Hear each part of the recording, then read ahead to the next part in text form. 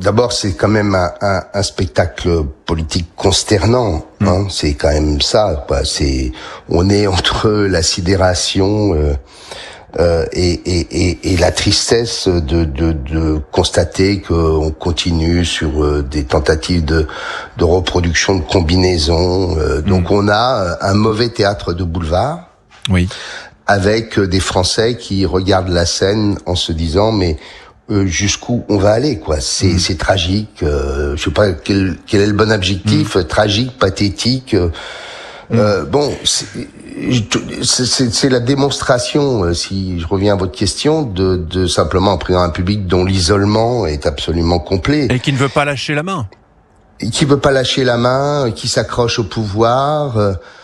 Et donc, au bout du compte, vous savez, je pensais à cette formule tout à l'heure de Churchill qui a dit vous avez choisi le déshonneur, mais vous aurez le déshonneur et la guerre.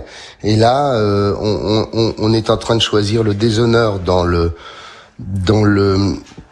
la vie politique, et au bout du compte, il aura quand même l'échec complet le moment venu, quoi. L'ancien Premier ministre d'Emmanuel Macron, Édouard Philippe, et actuel maire du Havre, a souhaité une fois de plus, il veut que le budget soit adopté, mais il veut ensuite que le président de la République démissionne. J'ai cru comprendre que c'est une idée que vous soutenez, Hervé Morin. Est-ce que vous pouvez nous expliquer pourquoi ? Non, j'ai pas soutenu, je l'ai énoncé bien avant tout le monde. Donc, on faut inverser les choses. Moi, je dis que dans une situation comme celle-ci, il n'y a pas 36 solutions. On voit bien que la dissolution ne réglera probablement pas les choses. On n'aura probablement pas de majorité, et donc au bout du compte, toujours pas de capacité d'action, de transformation, de réforme, de vote d'un budget.